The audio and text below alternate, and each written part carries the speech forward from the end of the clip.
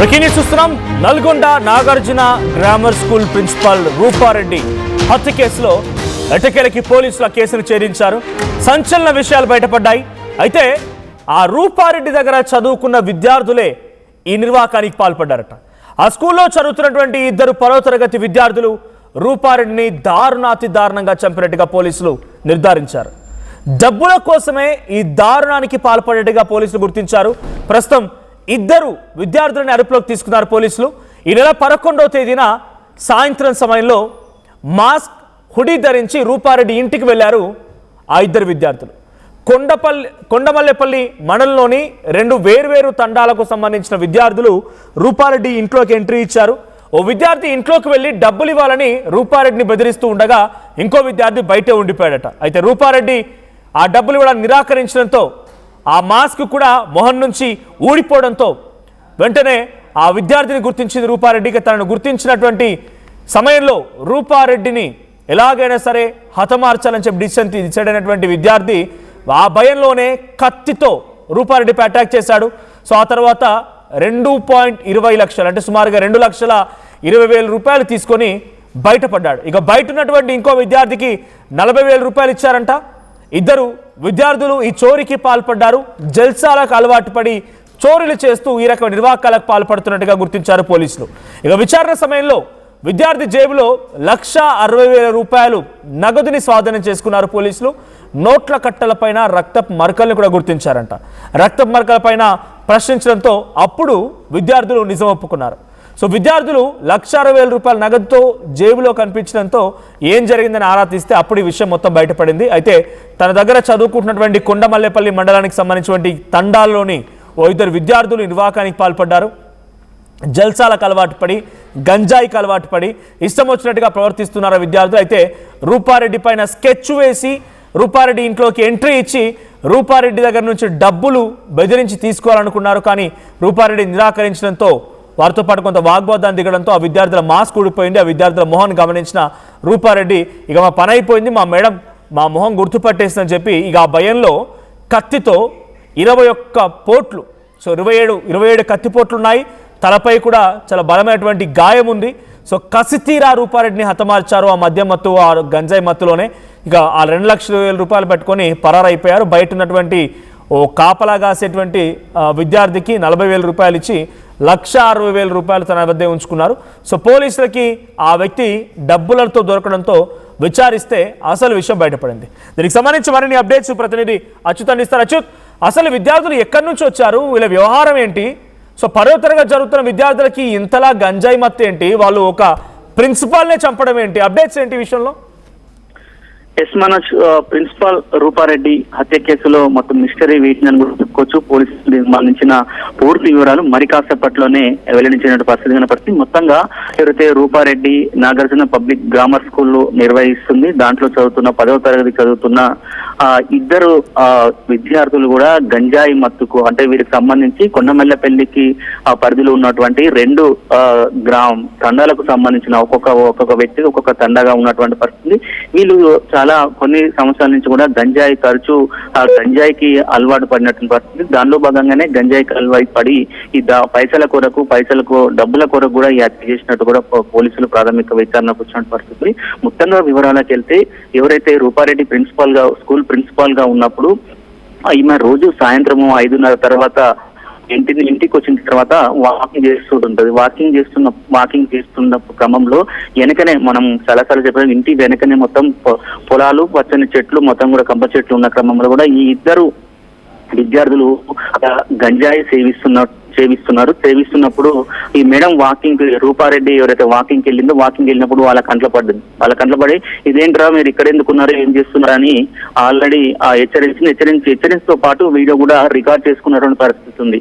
అప్పటి నుంచి వీళ్ళు కక్ష అంటే ఈ నిర్వాకం జరిగింది ఎప్పుడు అచ్యుత్? అంటే తను ముందుగా ఆ విద్యార్థులు గంజాయి తీసుకుంటుండగా మద్యం మత్తులో ఉండగా ఎప్పుడు రికార్డ్ చేసింది? అంటే ఈ వెంచర్ లోనే వాళ్ళు మద్యం మత్తులో ఉన్నారు, ఈ గంజాయి తీసుకుంటున్నారా? అదే వెంచర్ లో ఒక కొద్ది రోజుల క్రితము ప్రతిరోజు కూడా రూపారెడ్డి ప్రతిరోజు వాకింగ్ వెళ్తున్నప్పుడు వెనక ఖాళీ ప్రదేశం ఉంటుంది. రూపారెడ్డి నివసిస్తున్న ఇంటి బ్యాక్ సైడ్ మొత్తం ఖాళీ ప్రదేశం ఉంటుంది. కంప చెట్లు ఉన్నావు. ఆ పక్కన వాక్ ట్రయల్ ఉండదు. ఆమె అక్కడ వాకింగ్ చేసుకుంటూ వస్తున్నప్పుడు విద్యార్థులు కనబడంతో అక్కడ రికార్డ్ చేసిన తర్వాత స్కూల్కి వచ్చిన తర్వాత కూడా అక్కడ క్లాస్ టీచర్ కు చెప్పడము, అక్కడ కూడా ఒకసారి వాళ్ళకు చెప్పిన పరిస్థితి ఉంది. మంచి ఇది పద్ధతి కాదు, మీరు పద్ధతి మార్చుకోండి, లేకపోతే మీ అమ్మ వాళ్ళకి ఇంట్లో తల్లిదండ్రులకు చెప్తాం కూడా హెచ్చరించిన తర్వాత కూడా వీళ్ళు ఆల్రెడీగా ప్లాన్ వేసుకున్నారు.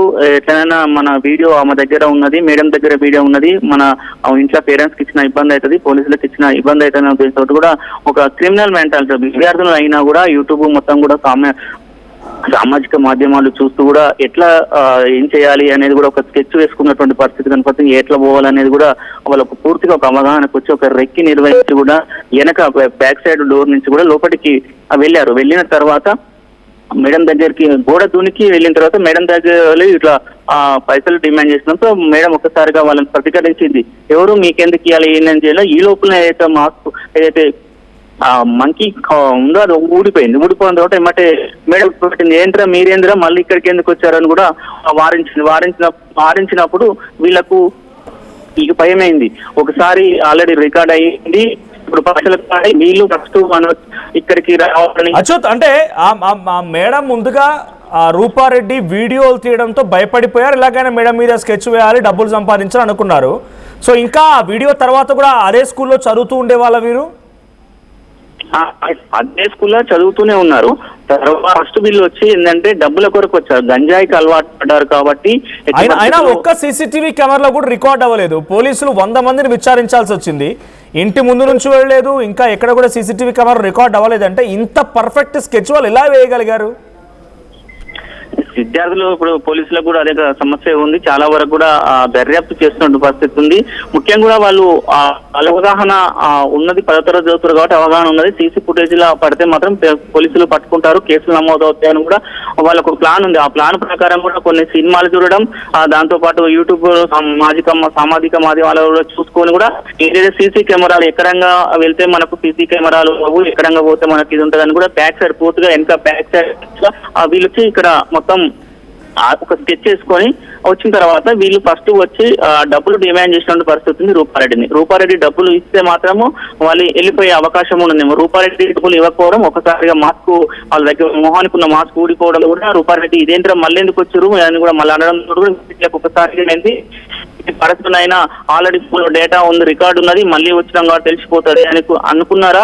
లేదు అంటే వీళ్ళు ఆ పక్కా ప్రకారమే ఎట్లయినా మాకు రికార్డు ఉన్నది కాబట్టి ఇట్టి పరిస్థితుల్లో ఈమెను చంపి ఈమె దగ్గర ఉన్నటువంటి డబ్బులు పూర్తిగా దోసుకువెళ్ళాలనే ఉద్దేశంతో వీళ్ళు ఆల్రెడీ వచ్చేటప్పుడే ఎక్సెల్ బ్లేడు, దానికి సంబంధించిన పదునైన చాకు కూడా అంటే వీళ్ళు హత్య చేసేటప్పుడు కూడా పూర్తిగా వీళ్ళు గంజాయి మత్తులో ఉన్నట్టు కనపడుతుంది. ఎందుకంటే కొంతమంది చెప్తున్న దాని ప్రకారం ఎవరైనా గంజాయి సేవించినప్పుడు వాళ్ళు మొత్తం కాన్సన్ట్రేషన్ మొత్తం కూడా వీక్ అయిపోతుంది. వాళ్ళు ఈ క్షణం ఏం చేస్తారో కూడా తెలియదు కాబట్టి ఆ క్షణంలో విచక్షణ రహితంగా 27 సార్లు కత్తిపోట్లు కట్ చేయడం వల్లనే రూపారెడ్డి కూడా చనిపోయినటువంటి పరిస్థితి. ఆ తర్వాత బ్యాగులో సంబంధించిన ఆ స్కూల్ కు సంబంధించిన ఫీజులు ప్రతిరోజు కూడా విద్యార్థులకు సంబంధించిన ఫీజులు వస్తుంటాయి కాబట్టి ఆ ఫీజులకు సంబంధించిన ఫీజుల అమౌంట్ రావడం, ఆ అమౌంట్ తీసుకొని కూడా వీళ్ళు వెళ్ళిన తర్వాత బయట ఇంకొక విద్యార్థి కూడా ఉన్నారు, అతనికి సగం డబ్బులు ఇచ్చారు, ఇతను సగం డబ్బులు తీసుకొని కూడా వెళ్ళిపోయినట్టు పరిస్థితి. పోలీసులు మాత్రం మొదటి నుంచి కూడా ఈ కోణంలో కాకుండా ఎవరైనా దొంగలు వచ్చారమ్మా, దొంగతనాల మీద కూడా మొత్తం కూడా ఒక 120-130 మందిని కూడా మొత్తం విచారించిన కూడా ఎక్కడ కూడా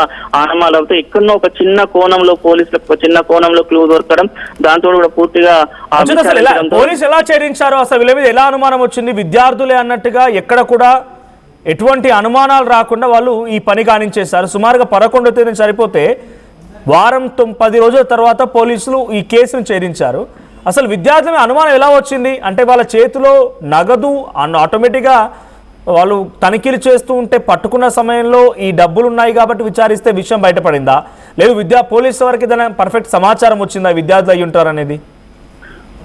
మనం కూడా చెప్పాం మనోజ్. మొత్తం కూడా ఎవరైతే ఆ విద్యార్థులను స్కూల్ కు సంబంధించిన పాత నేరస్తులను విద్యార్థులను కూడా పోలీసులు విచారిస్తున్నారని కూడా విచారించినటువంటి పరిస్థితి ఉంది. అందులో వీరిని కూడా ఆ స్కూల్ కు సంబంధించిన విద్యార్థులను కూడా విచారించారు. దాంతో పాటు వీరి దగ్గర ఉన్నటువంటి డబ్బుల్లో కూడా రుక్త మార్కులు కొన్ని డబ్బులకు ముక్త మార్కులు ఉన్నట్టు వచ్చింది. ఆ రుక్త మార్కులకు సంబంధించిన అది లేక షాప్లకు వెళ్ళినప్పుడు ఇక్కడ అనుమానం మొత్తానికైతే కొన్ని అనుమానం ద్వారా పోలీసులు మాత్రము ఐడెంటిఫై చేసి వీళ్ళని అదుపులోకి తీసుకున్నారు.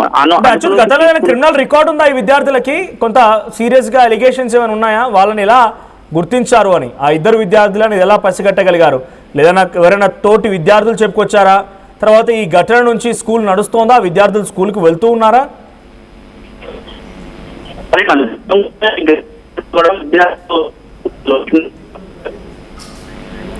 Right Achyut, I'll get back to మీ దగ్గర మళ్ళీ వస్తాను. Please be on hold. ఒకసారి అదే స్కూల్లో తోటి ఉపాధ్యాయులు రూపారెడ్డి మరణం పైన, రూపారెడ్డి పైన ఇప్పుడు కేసు ఛేదించిన తర్వాత రియాక్ట్ అయ్యారు. వాళ్ళు ఏం మాట్లాడారో చూద్దాం. 2010-11 బ్యాచ్ నుంచి అందరూ స్టూడెంట్స్ అందరూ బాగానే మంచిగానే ఉండేవాళ్ళు. ఎవరు కూడా ఇలా డీసెంట్ బిహేవియర్ అనేది ఏమీ లేదు. అంతా క్రమశిక్షణతో ఉండేవాళ్ళు. ఇప్పుడు మంచి మంచి పొజిషన్లో వెళ్ళిపోయారు. కాకపోతే ఏంటంటే కరోనా తర్వాత ఏమైనా సిచ్యువేషన్స్ ఏమైనా చేంజ్ కావచ్చు పిల్లల యాటిట్యూడ్లో కూడా. కాబట్టి ఈ స్కూల్లోకి వచ్చినప్పుడు అబ్బాయి కూడా చాలా సైలెంట్గా ఉంటాడు. ఎలాంటి గొడవలు అట్లాంటివి ఏమీ లేవు. నేనంటే మార్నింగ్ సెషన్ వరకు ఉంటాను కాబట్టి నేను first class 10th class deal చేస్తాను ఇంగ్లీష్ సబ్జెక్ట్. కాబట్టి నా క్లాస్లో నా పీరియడ్లో మాత్రం బాగా సైలెంట్గా ఉంటాడు. ఎందుకంటే ప్రతి ఒక్కరిని కూడా ఏంటంటే నేను ముందు నుంచి డిసిప్లిన్డ్గా ఉండాలి, తర్వాత మీ స్టడీ మీద ఫోకస్ చేయండి అని చెప్పేసి నేను సజెస్ట్ చేస్తూ ఉంటాను. ఎందుకంటే వాళ్ళ ఫ్యూచర్ మంచిగా ఉండాలంటే వాళ్ళు ఇప్పటి నుంచే బాగా చదివితేనే రేపు మంచి పొజిషన్లోకి వెళ్ళగలుగుతారు. లేకపోతే వాళ్ళ సిచ్యువేషన్ అనేది మరీ ఘోరంగా ఉంటుందని చెప్పేసి వాళ్ళకి సజెస్ట్ చేస్తూ ఉంటాను అన్నమాట. ఈ విధంగా చేస్తూ ఉంటాము. కాబట్టి ఇట్లా చేశాడని చెప్పేసి మేము ఎప్పుడు కూడా ఎక్స్పెక్ట్ చేయలేదు, అనుకోలేదు. Okay sir. 2010-11 బ్యాచ్ నుంచి అందరూ స్టూడెంట్స్ అందరూ బాగానే మంచిగా. ఒక అబ్బాయి 10th క్లాస్ నర్సరీ నుంచి 10th క్లాస్ దాకా చదువుతున్నాడు. ఇంకొక అబ్బాయి 8th వచ్చాడు మా స్కూల్కి. వీళ్ళిద్దరు కూడా ఈ సంవత్సరం 10th క్లాస్ కాబట్టి హాస్టల్లో ఉండడానికి ఒప్పుకొని ఉంచుకున్నాం. అయితే జూలై 10వ తారీఖున ఒక అబ్బాయి ఫోన్ తెచ్చి నైట్ మాట్లాడుతూ ఉండడం పట్టుకొని వాళ్ళ పేరెంట్స్ని పిలిపించి మందలించి ఫోన్ ఇచ్చి ఆ అబ్బాయిని ఇంటికి పంపడం జరిగింది. స్కూల్ కూడా వద్దని అనుకున్నాం. అయితే ఆ పేరెంట్స్ యొక్క రిక్వెస్ట్ వల్ల మళ్ళీ వాళ్ళని స్కూల్ డే స్కాలర్గా స్కూల్కి వచ్చేదానికి అంగీకరించి వస్తూ ఉన్నారు. ఇప్పటివరకు స్కూల్ బాగానే వస్తున్నారు. ఈ మధ్య మేము మా అన్నయ్య తమ్ముడు చనిపోవడం వల్ల రాణి మేడం నేను స్కూల్కి రావట్లేదు, ఒక రూప మేడం ఒక్కరే వస్తూ ఉన్నారు. అయితే కొన్ని డబ్బులు కూడా ఎక్కువగా రూప మేడం కానీ బ్యాగులో ఉంటూ ఉన్నాయి. ఈరోజు మర్డర్ జరిగిన రోజు 11వ తారీఖు 5:30 గంటలకి స్కూల్ నుంచి ఆ డబ్బులు అన్నీ తీసుకొని ఇంటికి పోవటం జరిగింది. అది ఏర్పాటు చూడండి, ఇక్కడ ఎవరు కూడా ఊహించలేరు, ఎవరు కనీసం ఊహకందనటువంటి ఒక విషయమే పోలీసులు ఛేదించారు. పోలీసులు తెలిపిన వివరాల ప్రకారంగా ఇద్దరు విద్యార్థులే, కొండమల్లేపల్లికి సంబంధించినటువంటి 2 తండాల్లో ఉన్నటువంటి విద్యార్థులే ఈ నిర్వాకానికి పాల్పడ్డారు. అయితే గతంలోనే రూపారెడ్డి వాళ్ళు ఉంటున్నటువంటి ఆ వెంచర్లో ఇద్దరు విద్యార్థులు గంజాయి మత్తు పదార్థాలు తీసుకుంటూ ఉండగా తను వాకింగ్ చేస్తున్న సమయంలో ఆ విద్యార్థిని గమనించిందట. ఆ విద్యార్థి వాళ్ళు ఎక్కడో కాదు, ఆ స్కూల్లోనే చదువుతున్నారు 10th క్లాస్. అరే మీరేంట్రా ఇక్కడ ఉన్నారు, మీరు గంజా తాగడం ఏంటి, మత్తు పదార్థం ఏంటి అని చెప్పి క్వశ్చన్ చేసి వాళ్ళని వీడియో రికార్డ్ చేసింది రూపారెడ్డి. ఆ తర్వాత కొన్ని రోజులు గడుస్తూ వచ్చింది. సో వాళ్ళకి మంచి చెప్పే ప్రయత్నం చేసింది, వార్నింగ్ ఇచ్చింది. మేబీ ప్రిన్సిపాల్ అన్న తర్వాత వాళ్ళని చక్కరిద్దడమే కదా బాధ్యత. సో వాళ్ళని చక్కరిద్దేందుకు భవిష్యత్తు అని ప్రయత్నం చేసి ఉండొచ్చు. ఆ తర్వాత ఎలాగైనా సరే తమ వీడియోలు అక్కడ ఉన్నాయి, ఇది ఇప్పటికైనా మాకు ప్రమాదమే కాబట్టి ఎలాగైనా వీడియోలని భయపెట్టించి డిలీట్ చేయించాలి, అవసరమైతే ప్రాణాలు కూడా తీయాలనుకున్నారు ఆ విద్యార్థులు. అందుకే పక్కాగా 11వ తేదీన ఆ ఇంట్లోకి ఎంట్రీ ఇచ్చారు వెనకాల నుంచి. ఆ ఇంట్లోకి ఎంట్రీ ఇచ్చి ముందుగా ఒక విద్యార్థి బయటనాడు, ఒక విద్యార్థి లోపలికి వెళ్ళిపోయాడు. ఒక హుడీ వేసుకొని ఫేస్కి మాస్క్ వేసుకొని వెళ్ళారు, మంకీ క్యాప్తో వెళ్ళారు. ఆ తర్వాత అక్కడికి వెళ్ళిన తర్వాత రూపారెడ్డిని డబ్బులు డిమాండ్ చేశారంట. డబ్బులు డిమాండ్ చేస్తే అసలు మీరెవరు, మీకు ఎందుకు ఇవ్వాలని చెప్పి వారించడంతో వాగ్వాదం దిగడంతో ఆ ఫేస్ మాస్క్ కూడా వచ్చి ఆ మొహం, విద్యార్థి మొహం బయటపడింది. అరే పలానా వ్యక్తి నువ్వు మా స్కూల్ స్టూడెంటే కదా, ఏంట్రా ఇదేం పని అని చెప్పి క్వశ్చన్ చేసేసరికల్లా ఇక ఆ కోపంతో వీడియోలు ఉన్నాయి, రెడ్ హ్యాండ్గా చూసేసింది, భయపడిపోయి కత్తితో 27 సార్లు చాలా కసి తీరతని హతమార్చారు. తలపై బలంగా కొట్టారు కూడా. సో ఆ రక్తపు మడుగులో ఉన్నటువంటి ఆ రూపారెడ్డిని తన పక్కనే హ్యాండ్ బ్యాగ్ ఉంటే దాంట్లో ఫీజు కలెక్షనో లేకపోతే వాళ్ళ డబ్బులు వచ్చే ఉంటాయి కదా, ఆ డబ్బులు 2,20,000 రూపాయలు తీసుకొని అక్కడ నుంచి జంప్. బయట ఎవడైతే వాచ్మెన్ పనిచేస్తున్నాడో విద్యార్థి, ఎవరు రాకుండా గమనిస్తూ ఉన్నాడో వాడికి 40,000 రూపాయలు ఇచ్చారంటే మిగిలిన 1,60,000 రూపాయలు వాడి దగ్గరే ఉంచేసుకున్నాడు. సో పోలీసులు ఈ డబ్బుల విషయం ఎక్కడిదిరా, ఈ రక్తం మరకలు ఏంటి అని క్వశ్చన్ చేసినప్పుడు అసలు నిజాన్ని ఒప్పుకున్నారు. చూడండి, ప్రిన్సిపల్ని చూసి విద్యార్థులు భయపడిపోవాల్సిన సిచ్యువేషన్ పోయింది. ఇక ప్రిన్సిపలే విద్యార్థులని చూసి భయపడాల్సిన సమయం వచ్చిందేమో. ఇంత దారుణంగా మద్యమత్తులో, గంజాయి మత్తులో వీళ్ళు బిహేవ్ చేస్తున్నారు. 10వ తరగతి పోరడికే, కానీ నేను పదాలు వాడుతున్నాను, దయచేసి నా పదాలని మీరు కొంత తప్పుగా అనుకోకండి. 10వ తరగతి పోరడికే వాడు మద్యమేంది, గంజాయి తాగుడేంది, రోడ్ల మీద విచ్చలడి తిరగడం ఏంది. ప్రిన్సిపాల్ అంటే ఒకప్పుడు ప్యాంట్ తడిపేసుకునేది, ఒకప్పుడు స్కూల్ సిచ్యువేషన్లో. ఇప్పుడు కార్పొరేటు, ఈ ప్రైవేట్ వచ్చింది, కొంత ఈ అప్గ్రేడేషన్ అయిన తర్వాత కొంత అంతటి స్థాయిలో ఎవరు టీచర్ ఎవరు ప్రిన్సిపాల్ అనేది కొంత అర్థం కావడం లేదు. కానీ ఒకప్పుడు ప్రిన్సిపాల్ అంటే ప్యాంట్ తడిపేసుకునేది పిల్లలంతా, అంతటి స్థాయిలో భయపడిపోయేది. వీడియో డైరెక్ట్గా ప్రిన్సిపాల్నే చంపేస్తాడు డైరెక్ట్గా. మద్యం మత్తు, గంజాయి, దయచేసి అందుకే నేను చెప్తున్నాను ప్రతిసారి, ఈ గంజాయి మత్తు మనుషుల ప్రాణం పోయిన తర్వాత అయ్యో రామా జరిగిపోయిందా అంటే ఏమీ రాదు. మీ ఇంట్లో మీ అబ్బాయి అయినా సరే గంజాయి మత్తులో ఉంటే మీ ప్రాణాలనే తీస్తాడు, గుర్తుపెట్టుకోండి. వాడిని గమనించండి. వాడు ఎలా గమనించాలి, మద్య మత్తులో ఉన్నాడా లేకపోతే ఇంకే జరుగుతున్నారంటే ఈ మధ్యకాలంలో పోలీసులు కొన్ని టెస్ట్ కిట్లు కూడా వచ్చాయి. గంజాయి తీసుకుంటున్నాడు లేదా అని వాళ్ళ సలైవ అంటే ఉమ్మినా కూడా ఆ టెస్ట్ కిట్ చెప్తుంది. వాడు ఎప్పుడు 90 రోజుల్లో ఎప్పుడు గంజాయి తీసుకున్నా గుర్తుపడుతుంది. లేదు వాడు ఎలా ఉంటున్నాడు, వాని కళ్ళు చూడండి, వాని ఐస్ అబ్జర్వ్ చేయండి, ఎప్పుడు కూడా పఫీగా ఉంటాయి. అంటే మద్యం మత్తు తాగుబోతులు తాగుతూ ఎట్లా ఉంటుంది అట్లా ఉంటుంది. బక్కగా అయిపోతాడు, తిండి తినడు, ఫోన్కి అడిక్ట్ అయిపోతాడు, ఎప్పుడు చూసినా ఇంట్లో కంటే బయటే ఎక్కువ ఉంటాడు. వాడి షర్ట్లు గమనించండి, వాడు వేసుకునేటువంటి షర్ట్స్, వాని వేళ్ళు ఫింగర్స్ గమనించండి, వాడి పెదవులు గమనించండి. మీ కొడుకైనా సరే మీరు గంజాయి మత్తున్నటువంటి ఆ పోరన్ని పోలీసులకు అప్పగించకపోతే మీ ప్రాణాలు పోతాయి, జాగ్రత్త, మీ ప్రాణాలైనా పోతాయి 100%. ఇది డైరెక్ట్గా జరుగుతున్న సిచ్యువేషన్స్ మనం చూస్తూ ఉన్నాం కాబట్టి మీ ప్రాణాలు పోయిన తర్వాత అయ్యో రామా అనుకుంటే ఏమి రాదు. ఆ గంజాయి మత్తులో మగ్గుతున్న వాడిని వాడు తప్పుగా గంజాయి అన్నట్లు మారుస్తున్నది. సో వెంటనే పోలీసులకు ఇన్ఫర్మేషన్ ఇస్తే వాళ్ళు రిహాబ్ సెంటర్కి తరలిస్తారా, వానికి కౌన్సిలింగ్ ఇస్తారా, వాని గంజాయి ఊబిలో నుంచి బయటకు తీసుకొచ్చే ప్రయత్నం చేస్తారు. లేదనుకుంటే రూపారెడ్డి లాగా ఎంతోమంది బాధితులు అవ్వక తప్పరు. ఇక్కడ తండాలో ఉన్న వాళ్ళు కానీ, గ్రామీణ ప్రాంతాల్లో ఉన్న వాళ్ళు కానీ, పొద్దస్తమానం తల్లిదండ్రి రకాల కష్టం కోసం బయటికి పోతే వీడేమో గంజాయి మత్తులో తూలుతున్నాడు. అటువంటి వాళ్ళని దయచేసి గమనించండి, పోలీసులకు ఇన్ఫర్మేషన్ ఇవ్వండి, వాళ్ళు తీసుకెళ్ళి వాడిని రిహాబ్ సెంటర్లో వేస్తారు, వాడిని మారుస్తారు. లేదు అనుకుంటే మీ ప్రాణాలు పోతాయి. ప్రిన్సిపల్ తప్పుదారిలో పోతున్నావు, ఇది కరెక్ట్ కాదురా అని చెప్పి వాడిని మందలించి వాడు వీడియో రికార్డ్ చేసినందుకు డైరెక్ట్గా తన ప్రాణాలను తీయాలనుకున్నాడు, తన ప్రాణాలు తీశాడు. ఎటువంటి ఆర్థిక సమస్యలు లేవు, లేకపోతే ఏమీ లేదు, ఇక్కడ ఎటువంటి ఇబ్బంది లేదు. డైరెక్ట్గా విద్యార్థులు అనేది చాలా క్లియర్గా బయటపడింది, పోలీసులు తేల్చేశారు. ఆ 1,60,000 రూపాయలు పాకెట్లో పెట్టుకొని తిరుగుతున్నాడంట వాడు. ఎప్పుడు జరిగింది ఇన్సిడెంట్? 11వ తేదీన జరిగింది.